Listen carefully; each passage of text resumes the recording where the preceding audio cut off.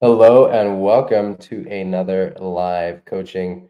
We are live from Hamburg in Germany. This is my last live stream in Europe before I head to Hawaii. And yeah, this is going to be a longish stream because there was a lot that we didn't go through in the last couple streams because I've been busy with the in-person master classes. So we're gonna go through a lot. I'm gonna make sure we get to everything that's been posted that I haven't been able to get to since since I've been doing the in-person masterclass. You guys know the drill. You can always interrupt me, ask your questions. That's the best part of doing this live.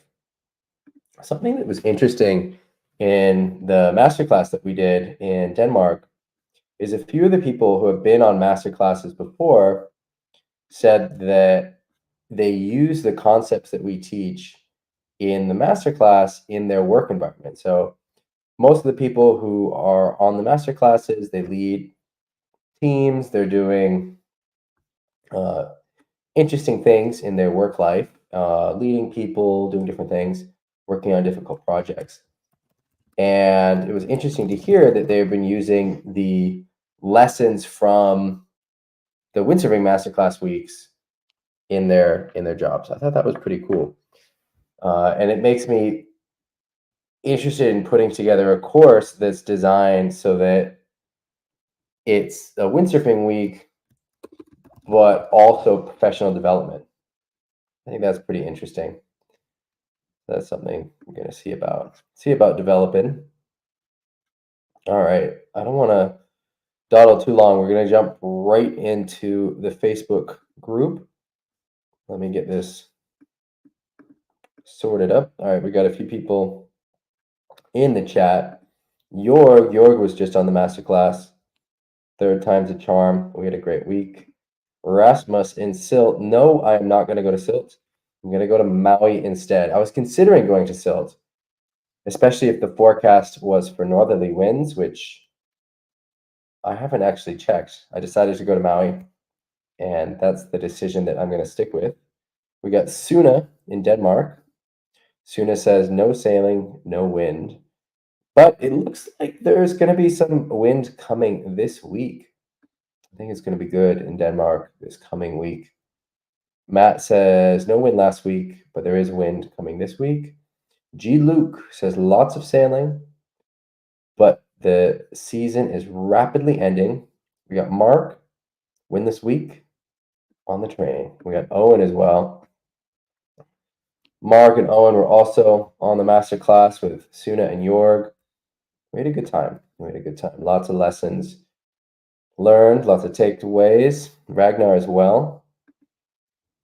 All right, we're going to get the Facebook group up and running and jump right into it. And remember, if you got a question, interrupt me. I want to hear about it. Let's check the forecast. So, I don't know why this is not working.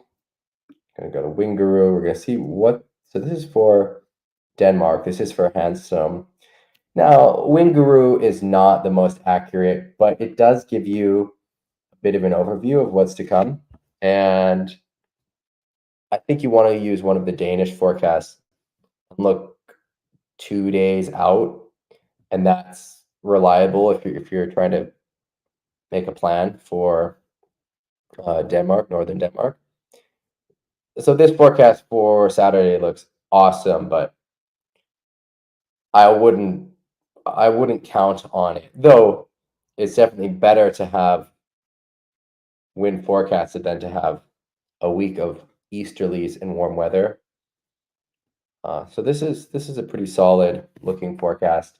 Still a few days away, but looks solid. Let's see what the forecast is for Silt. The World Cup in Silt starts this weekend. Let's see what Winguru says. So Winguru says, yeah, some northerly winds.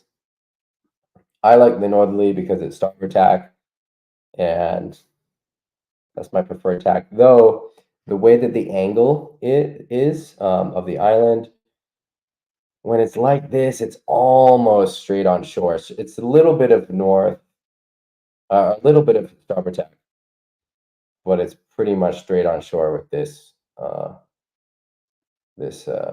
northwesterly direction.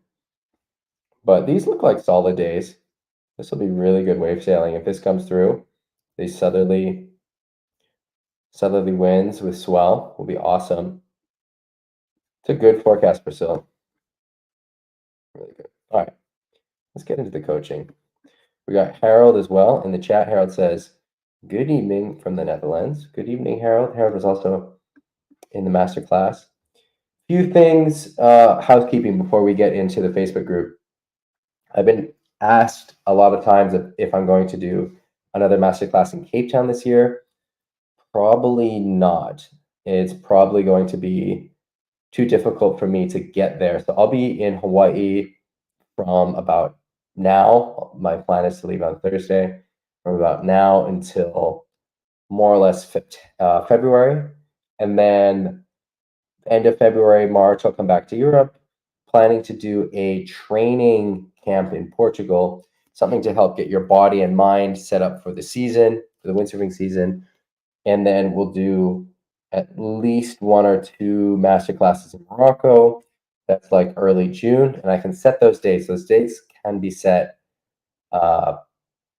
soon. So they will be set soon. And then thinking of doing also one in Tenerife, and I probably will not be doing one in Denmark next year. Probably not doing one in Denmark the way that my schedule lines up, even though I'd love to go back. We got Max in the chat. He says, "No sailing, went from the wrong direction, but got 3 new simmer black tips." Cool. All right, let's roll into this. So we have a video from David. So David says he didn't tack at all, but he did my online course, and now he's nearly at 100% success rate on the inside. However, the outside is still a totally different story, and he's still near zero. It's pretty choppy, wavy on the outside where he sails, so any tips?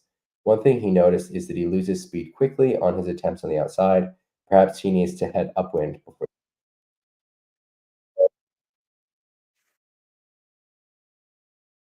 Nice, that's a solid tack on the inside.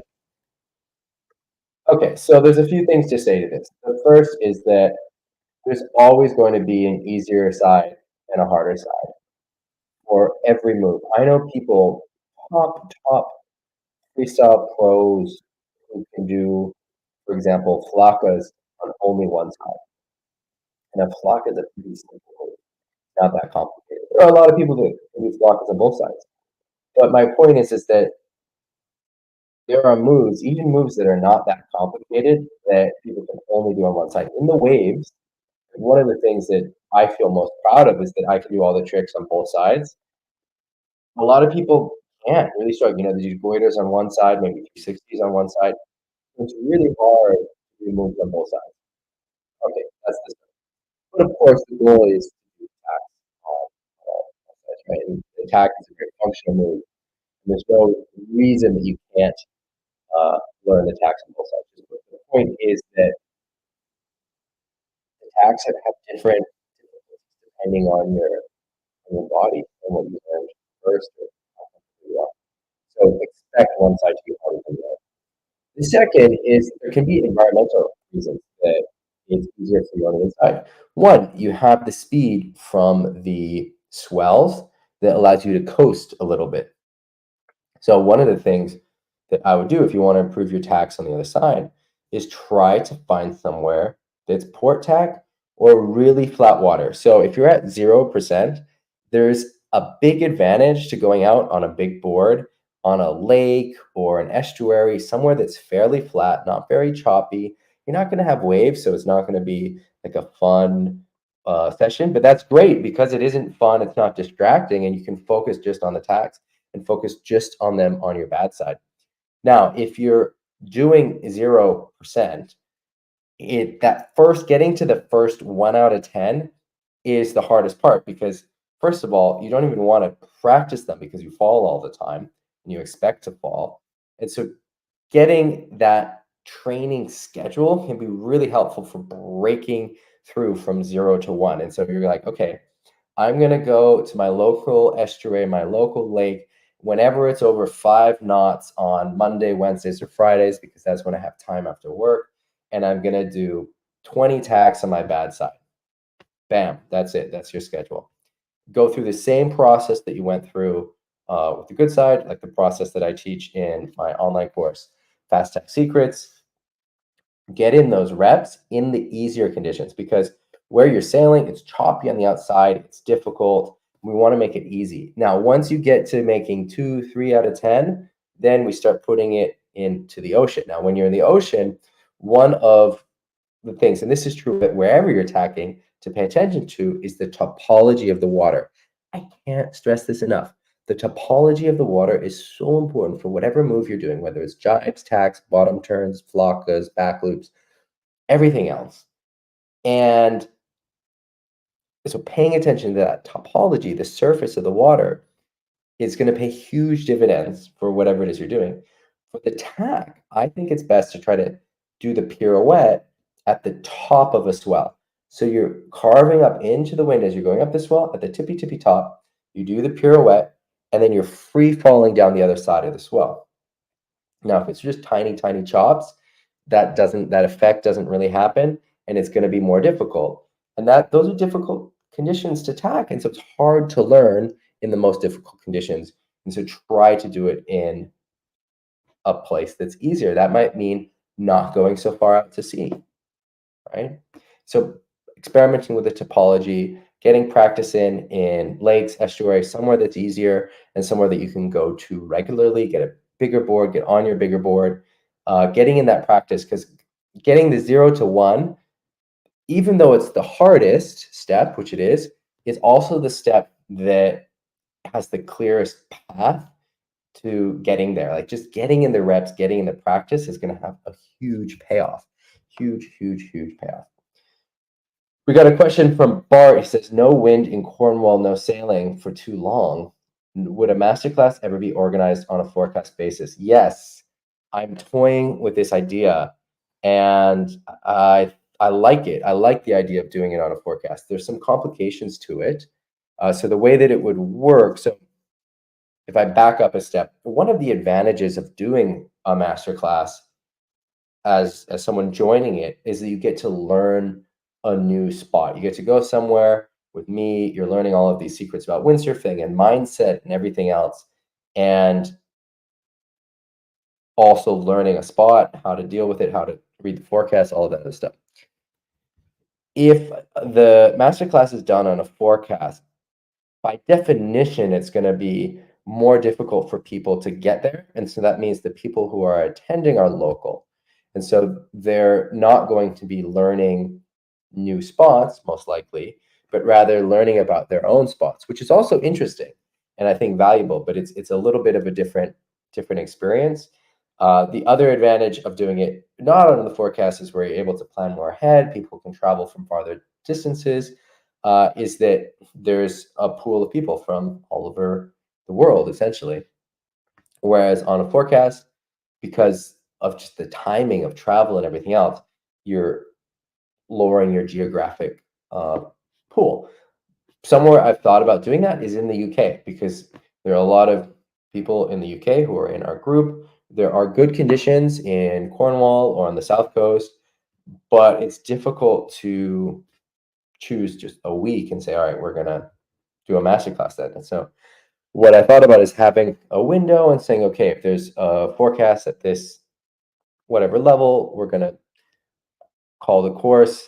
I'll fly out. We'll do 2-3 days on the water, maybe 1 or 2 days of theory, and see how that fits into people's schedules. So I do like that idea. I'll put a survey out into the group and see how interested people are to doing something like that. I think it's interesting. I'm definitely interested in doing it.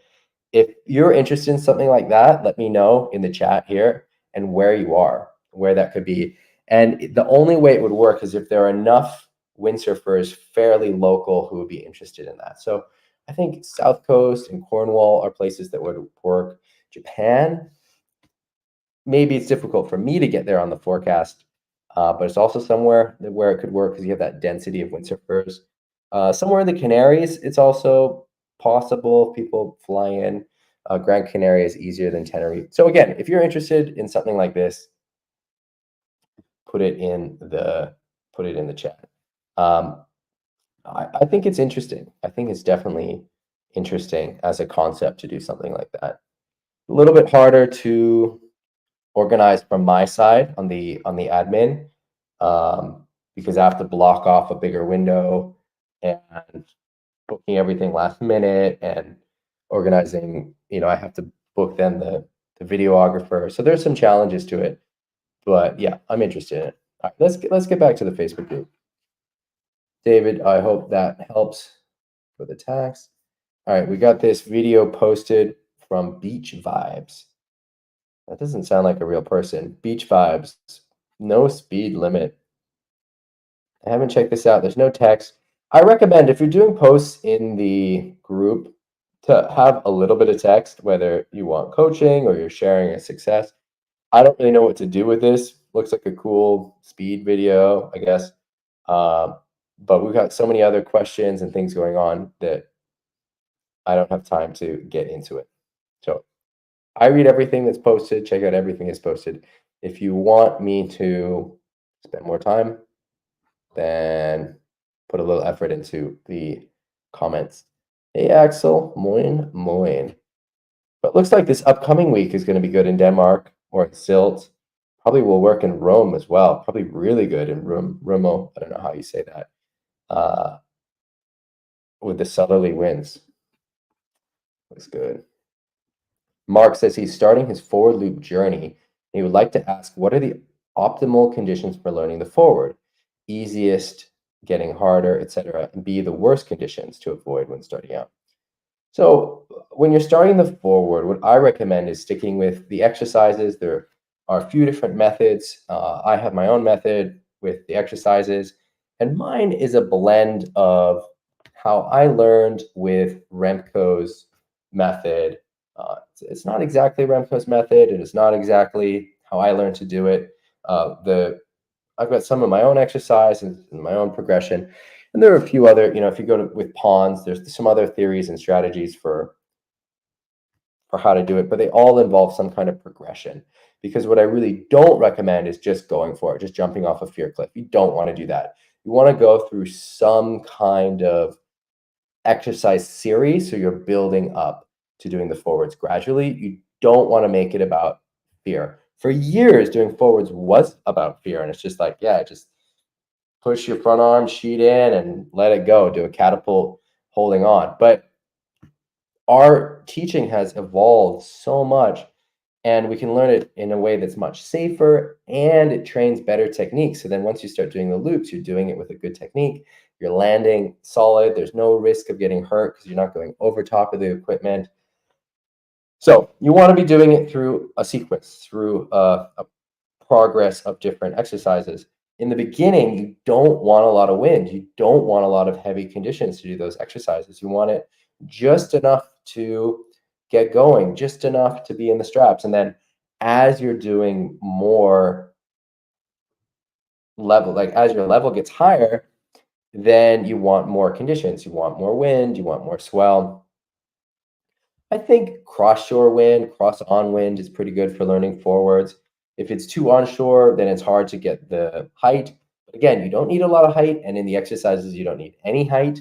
So onshore is fine up until a certain point. After that point, side shore, side on is probably optimal. Offshore conditions, I think, are difficult for jumping just in general.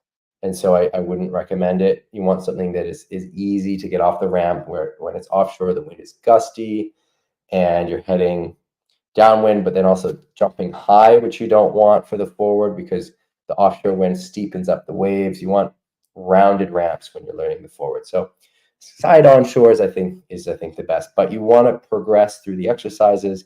And in the beginning, you want fairly easy conditions. Rasmus says, "What about forming local classes on a forecast, like communicating where I go sailing, and then have someone filming and everyone reviewing each other afterwards?" Yeah, I like that idea, and it's something I've thought of and toyed with.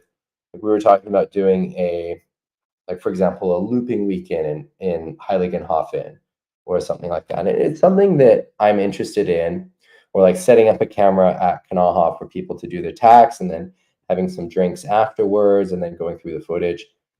There's something about that that I really like, and I love mixing the virtual with the in person because I don't know, it's just so cool. It's something that it's kind of otherwise missing in windsurfing. I like that a lot. But how to do it, I haven't worked out fully yet. So yes, something like that. Yes. Rocky. Saw you in Klitmuller. It's awesome. All right. Michael wants to know where to get Ezzy gear in Europe. So it depends where you are.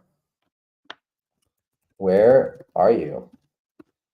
And then what kind of tips? So for the Ezzy sales, there are lots of rigging guides and stuff and all that online. If you have other sales, hopefully they have some rigging guides and rigging videos. And if you have a specific question, post in the group and I can talk about it.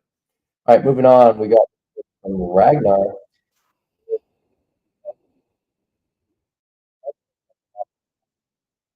Denmark, and we had some exercises for him to do for the end of the year for his forward loop work. This is not forward loop exercises, but he's doing it blindfolded. That's very interesting. The sail control, very interesting doing it blindfolded. I've never thought of doing this. I think it's really interesting, uh, to do it blindfolded, and I guess it's great. It tests how well you are able to feel where the sail is. Does it train something? I'm not sure. It definitely tests your ability to know where the sail is. So Ragnar says he's doing it to train, himself to stop looking at the sail. That makes sense. That makes sense. It's not something I've ever done in practice. I like it. It seems like some kind of Jedi training, Luke Skywalker blindfolded with the lightsaber. But yeah, it's interesting to know whether this what this actually trains. Like I doubt it's training the sail handling, but I think it tests it, which is very interesting. Then maybe it also trains you not to look at it. Very, very interesting. I like it. I like the enthusiasm. I like the exercise. It's cool. Tomas says to sail blindfolded. Sounds crazy. Tomas, how does that work? How do you sail blindfolded? I, I don't get how that works, but it sounds cool. Do it in pairs, and the other person tells you where to go. I I can't imagine hearing someone on the water and being able to hear them clearly enough to control where I go. Sounds cool though. All right, we got Robert in the group. Robert says he's been windsurfing for the first time in 45 years. Awesome. And he's got an old big board. Looks like he's got a newer Zeta sail. And he is, yeah, cool. Cool. Getting back into it. Love it. Awesome. This story is a fairly common one of people taking a long break and coming back into windsurfing. Love it. Mikey's picture says he needs to buy some new harness lines and he wants ones that don't swing. I use the Decline fixed lines, they don't swing. The Ezzy ones also don't. There's a bunch of other ones that don't. Adrian recommends making your own. That's pretty cool. Interesting. All right, here's a video. This was when we were in Denmark for the master class. And this is not us, this is Simon Toole, who's a local Danish windsurfer. And the day was pretty big. We were out with our team for the master class. And it was a day where I think most people probably wouldn't get on the water, but we had the mission of training the getting worked position and just experiencing big waves, light wind, getting pounded. And so the goal wasn't even riding waves. The goal wasn't even getting up past the waves. The goal was just to experience the best that we could and get worked and try to get worked in a good way, which I can't scroll through this video, but Simon's not really in the right position here. I mean, he does a fine job. He got it out. He rode a nice wave. So I don't mean this as any kind of criticism towards him, but something you don't want to do is what he's doing here, where he's getting worked, holding onto the foot strap. Let's see if that comes back, and I'll pause it and show you what you don't want to do if you're getting pounded by the waves. There's a very safe position, which is having the tip of the mast pointed into the white waters and the left curve pointed into the wind. So the wind here comes from this side. So the sail is in the right position, but you should not be holding the board, because then the sail can flip over, the board can flip, you can break a mast, you can get disconnected from your equipment. Holding the board is 99 times out of 100 the wrong thing to be doing. I'm sure there's a situation where it is the right thing to be doing, but most of the time it is not. Most of the time you want to hold on to the sail. And by doing that, you have complete control over the rig. The rig isn't going to get twisted around. You're not going to get in a bad situation. So you want to hold on with one hand on the boom, I like, and one hand on the mast. You can have both hands on the mast. You don't want to have both hands on the boom, though. And when you want to put your hand on the boom close to the mast so there's not more leverage on the boom that could potentially break it. So this position where the mast tip is pointing into the whitewater and the luff into the wind, like he's doing, but not holding onto the foot straps. That is not a safe position. So what you want to do is hold one hand here and one hand here, and then try and push the mast tip down, and the sail's not going to flip. It's a very, very safe position, whereas what he's doing is not safe. All right, this is something that I'm interested in. So Cedric was one of the participants of the masterclass in Denmark, and he's also a Thomas.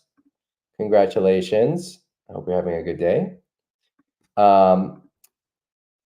So he was on the masterclass, but he's also a former pro athlete and trainer of pro athletes.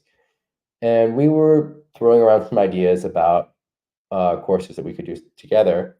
And I think it'd be really interesting to do a pre-season, so pre-summer training camp. And this could either be a weekend or a week-long masterclass. Looks like most people are interested in a weekend instead of a week-long course. We have access to really good training facilities in Portugal, very near to Guincho, and so we could tie it in with windsurfing the following week. And so kind of what I'm toying with is doing the training masterclass on a weekend, like a Friday, Saturday, Sunday. And the idea is you learn how to train physically. What the mistake that most people make is they're not training effectively. And if you have a limited amount of time, you want to make sure that you're training as effectively as possible and in a way that you can do. And so there's a lot of misinformation out there and bad habits or just a lack of information. And the idea would be that we would go through a lot of theory, do 2 different workouts a day where you're learning different kinds of workouts that are really effective for staying in shape and having the best performance on the water and injury prevention as well. And so we would do that on the first weekend, and then I like the idea of rolling that into a masterclass or something else that for people who have the time to stay longer can also take part in, where maybe we're getting in the water in Ginshu or surfing or learning about some other stuff as well. With the first part, I think it's really important to tie in with the training, some of the mindsets. And the idea is you could come for this 3-day weekend and leave with a really rock solid foundation for your mental and physical training going into the summer windsurfing season. And if that goes well, which I expect it will, then we can do more as well. Like maybe one for the summer season, maybe one for the fall season, though. I probably won't be in Europe for the fall season, so that one would be in Hawaii or somewhere else. This would probably be the only one in Europe next year. I'll release those dates and details soon, but it seems like we've got enough interest for it, and I'm pretty interested in it as well. We've got Jeff in the chat, Christoph as well. Kurt is asking about aerials and jumps.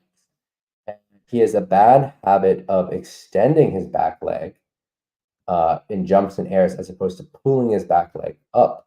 Any tips or mantras on pop off the ramp, but being able to pull the back leg in? Okay, so with the aerial, it's an interesting one because I think that it's a mistake to be thinking about doing too much of anything with your legs.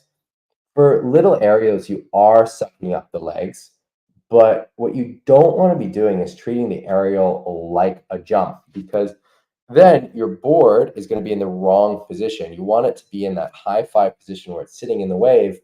And then it's the combination of your speed and the pushing power of the lip that give you the air. Once you get in the air, you tuck up that back leg. But you don't want to think about forcibly jumping off the lip. It's more like you're putting yourself in the position, and then your speed plus the power of the lip creates that lift. So that's a very important distinction for aerial. So you don't want to be trying to pop off the lip because what that does is it disconnects you from the power of the wave. And so it actually has a negative effect on the aerial. Instead, you want to be focusing on putting yourself in that right position with speed, and then the air will happen. It doesn't come from popping. And popping actually makes it worse because that disconnects you from the wave. For jumping off of waves, like going out, in order to get more height, it is good to extend off the ramp, but you want to extend sooner. And so if I look at these pictures, again, this is an aerial, so you don't want to be thinking about popping off on the aerials. But if we're thinking about if you're doing the same thing also on your jumps, you want to extend sooner. And so if you think about getting low, but then once you start going up the ramp, so before you're in the air, you're standing up, so you're extending your legs. So the easiest way to think about it is you're low, and then once you're going up the ramp, you stand up. And that will give you extra pop, just that. And if you're playing with it and really aware of the amount of air you're getting, you're going to get a feeling for how much and when you need to do that extension to get the pop. And if you get that timing right, then you're getting the height, and it's easy to then suck the legs up. So it looks like the difficulty here, and the reason that you're not able to get the back leg in, is you're extending the legs too late. And that has the double effect, one, of not getting the height, not getting the push because you're extending too late. And two, you can't pull your back leg in because you're pushing it out. So you want to do that extension sooner. So by the time you're at this point on the lip, again, aerial, different story. But by the time you're at this point on the lip for like a jump, you're already extended. So you don't want to be extending once you're already in the air. You want to be reaching that maximal point of extension around here. This is the moment you're going off the ramp. Hopefully that makes sense. Hopefully that makes sense. And then it will be a lot easier to tuck it up because the reason now you're having trouble tucking it up is that you're extending it in the air. So then you're extending in the air and trying to tuck it up at the same time. It doesn't work.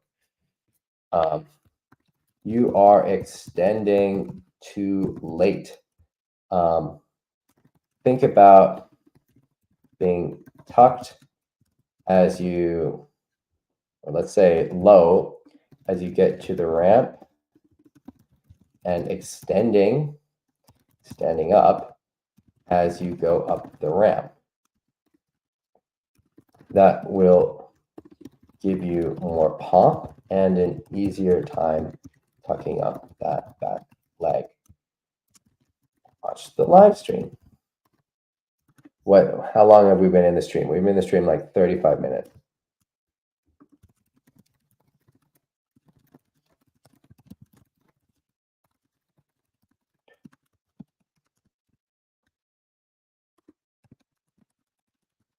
All right, so hopefully that helps. All right, next up, we've got a question from Jeff, and he's talking about bigger gear.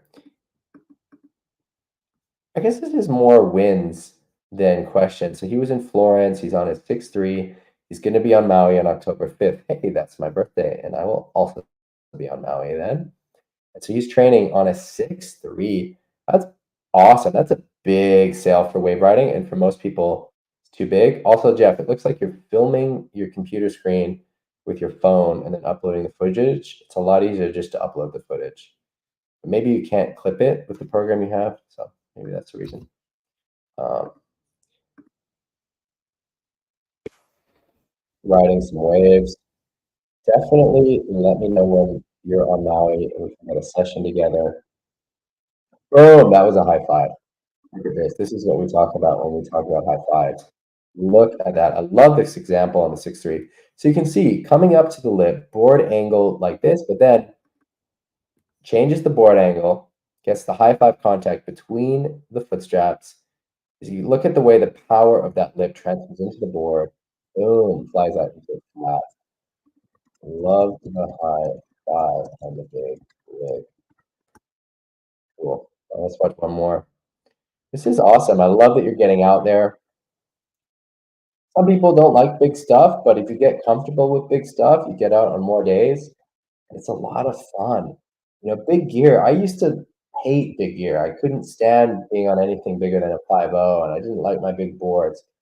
And then I found big boards that I liked, and I got used to the big sails, and now I love going out on a 5.5, and I have a lot of fun. It just takes putting in the work and finding tuning settings, finding the gear that works for you. This is a nice off the lip. Look at the timing on that. Look at the timing on that hit. Love it, Jeff. Definitely a success. Success. All right. Leonardo says he's been watching some sideshore riding. This is Victor Fernandez Lopez. And he noticed the sail position in the picture, body completely inside the turn sail outside. Yep, that is true for onshore wave riding, and it can be held for a long time. Yes. It depends more on the wind direction, the specifics of the wave, more than the wind strength. And ideally, you don't want to hold this position for a long time. So this is something in Poso they call the postura. And in the windsurfing events, like on the World Tour, the longer you hold that position, the worse your score you're going to get for that part of the wave ride. They want to see U-shaped bottom turns. They don't want to see long line bottom turns, but sometimes you're in this position for a while, and that's natural. And it's definitely effective. All right.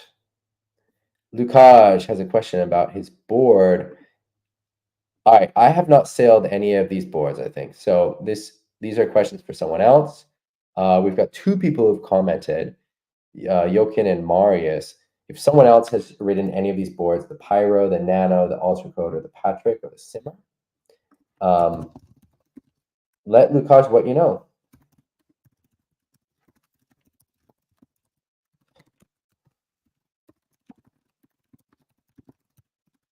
So I'm commenting to bump this up to the top. So if you've ridden any of these boards, let Lukáš know what your feeling is.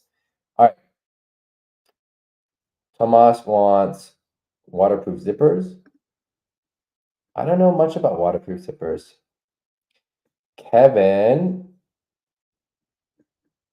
joined the Shove It course that I have online.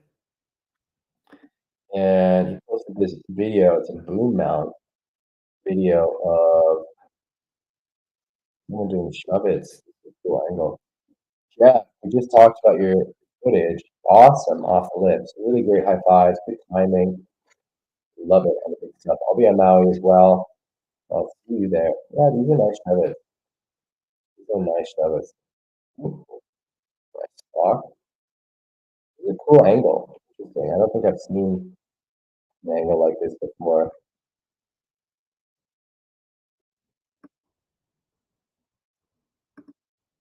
Shove it. Boom. Over rotated. Forward loop.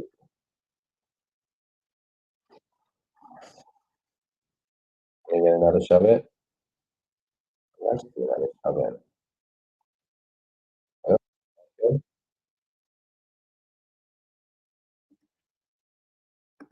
forward. All right, we don't have to watch this whole video. All right, pretty cool.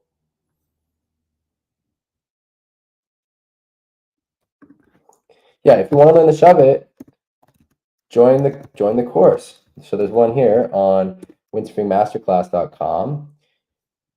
You go to the learning portal, which is also just my.windsurfingmasterclass.com, and there's a course here for learning shove it's. There's a community, there's a WhatsApp group. I do live Zooms. We've had some success already. The course hasn't been up that long. Jeff says he's rigging down to a 4.7. Awesome. Love it. Love it. That's always a good feeling. All right, we've got another post from Massimo. Let's make this big. He says, why is it so difficult to put the sail down in the bottom turn? I think putting the sail down in the bottom turn is overrated.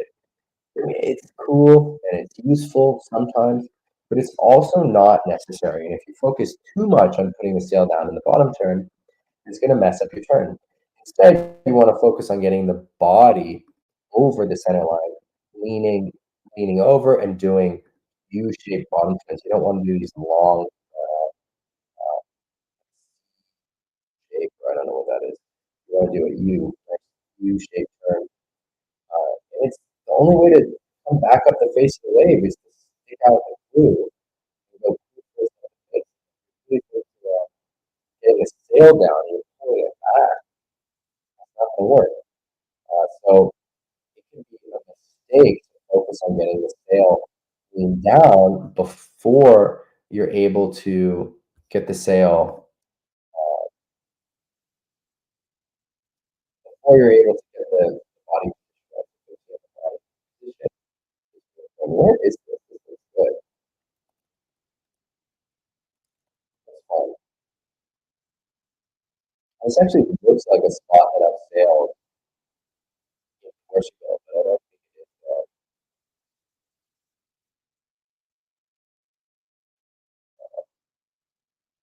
Yeah, working on getting the body position and then getting the sail moved over after that is an important part of the progression. Because now the sail is coming a little bit too far back. So, I mean, that's something you could try. Really want to get the sail lay down and get more forward.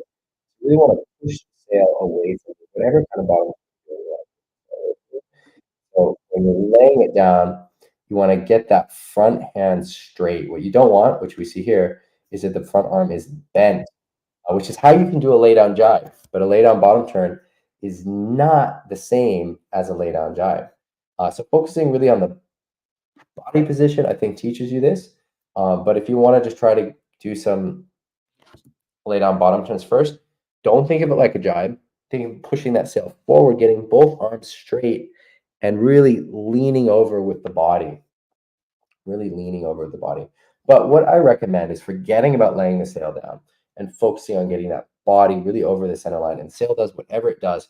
And in fact, focusing on sheeting out will probably help you more than anything else because that will help you do the tighter bottom turns and help get your body in that right position. Rasmus says, sound disrupted. Hopefully it's still working. All right, we've got this graph from Ross. What is this? Let's see. So this is wind speed here, wave sail size, decreasing board size, increasing wind strength, decreasing sail size. Okay, so he's charted out his different boards. Interesting. Interesting. That's cool, if it helps you. We got a question about strap width inner seam ratio. Oh, this is interesting. Huh. Yeah, I don't know what my inseam is and what the ratio is. That's interesting. I'm not sure. This is an interesting question. 42 centimeter strap width sounds too narrow, though. But maybe if you have a small inseam, it works.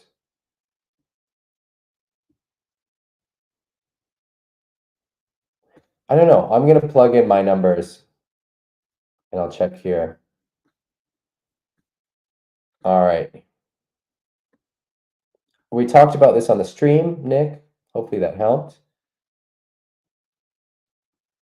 Jeff has figured out his helicopter tax.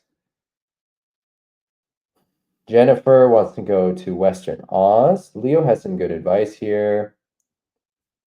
A few other people posted as well. We talked about the clue first riding. And just like that, we're all caught up. We are caught up. So that's it. If you want to level up your windsurfing, check out windsurfingmasterclass.com.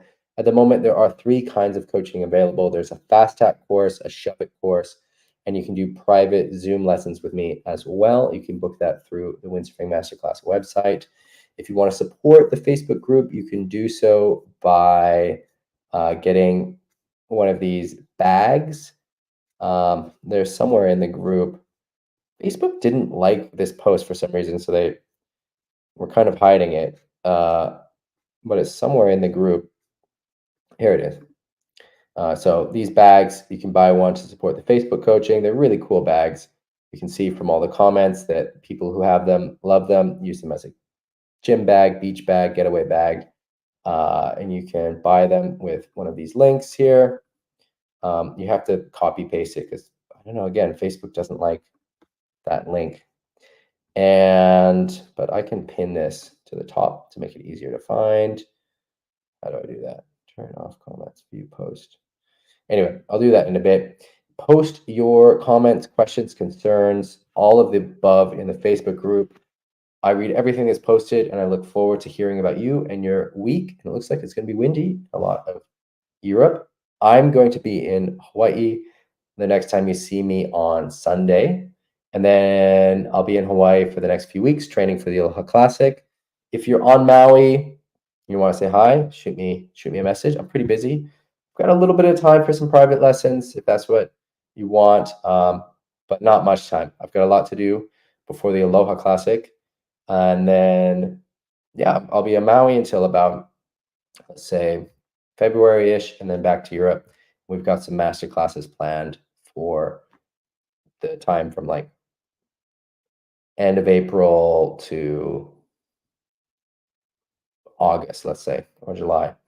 All right, with that, I'm going to sign off. Wish you a windy week. Hope you have a good one, and I'll see you next week, Sunday. Bye-bye.